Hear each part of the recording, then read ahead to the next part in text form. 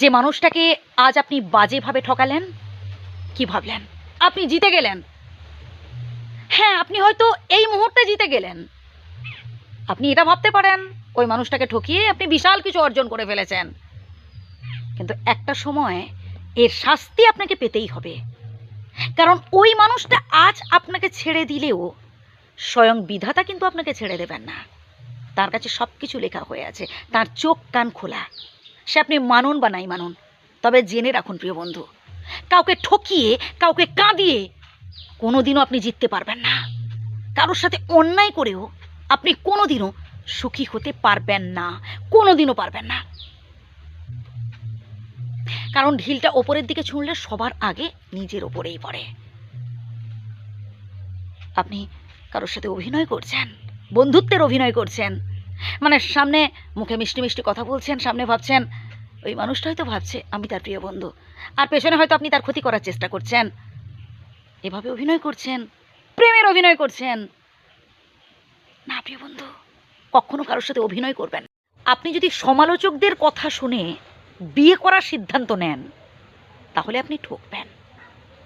একটা নির্দিষ্ট বয়স পেরিয়ে যাওয়ার পর যখন একটা ছেলের কিংবা একটা মেয়ের বিয়ে হয় না, তখন তাকে সমাজ থেকে নানান কটু কথা শুনতে হয়।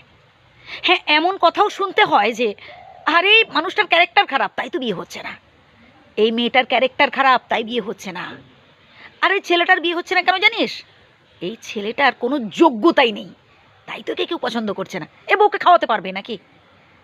মানে এই রকম অনেক অনেক কথা শুনতে হয়। সব কথা তো এই ছোট্ট ভিডিওতে বলা সম্ভব নয়, আপনারা আশা করি বুঝতে পারছেন। যাই হোক, আপনি যদি এই সব সমালোচকদের কথা শুনে বিয়ে করার সিদ্ধান্ত নিয়ে ফেলেন, তাহলে বলবো আপনি সব থেকে বড় ভুল করবেন।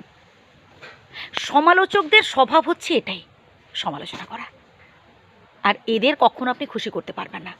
সে যত ভালো ভালো কাজ করুন না কেন, আপনার প্রশংসা কোনোদিনও করবে না। আপনি যদি এটা ভাবেন যে ওরা যেটা চাইছে সেটা যদি আমি করে ফেলি তাহলে আমার পেছনে আর লাগবে না, না প্রিয় বন্ধু, ওরা আপনার পেছনে লাগবেই।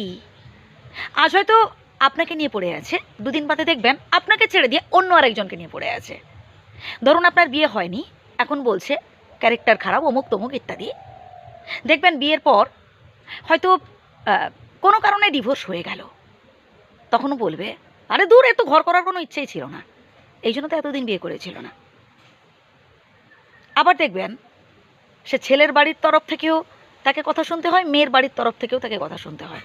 আশেপাশের মানুষজনেরা তাকে নানান ধরনের কটু কথা বলবে, ছেলের বাড়ির আশেপাশের লোকজনেরাও বলবে আর মেয়ের বাড়ির আশেপাশের লোকজনেরাও বলবে। এবার আপনাকে আপনার কাজ করে